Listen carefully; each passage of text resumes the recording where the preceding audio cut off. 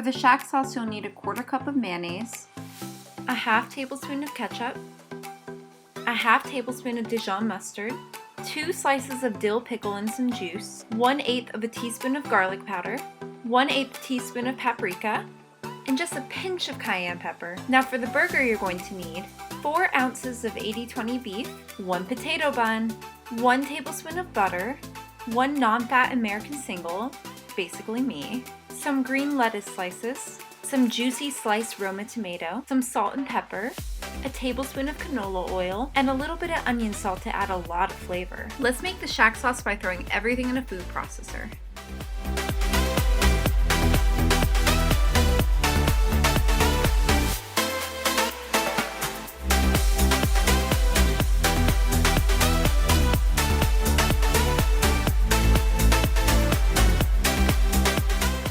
Now cover it with plastic wrap and pop it in the fridge while we make the burger.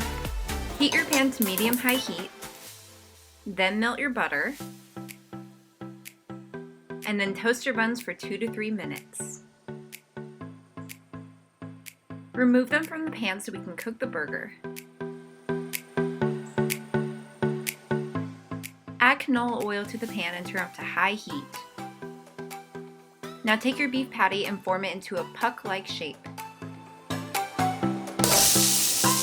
Now quickly season it with salt, pepper, and a generous amount of onion salt.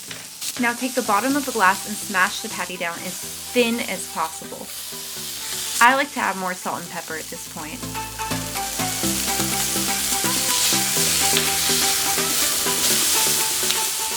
Add your American single and cover for 15 to 20 seconds so the cheese can melt.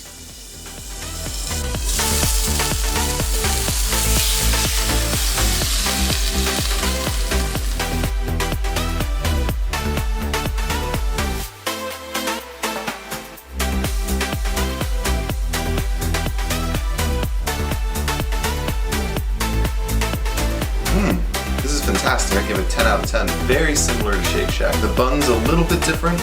This though is killer. This is a 10 out of 10 burger. Make it at home.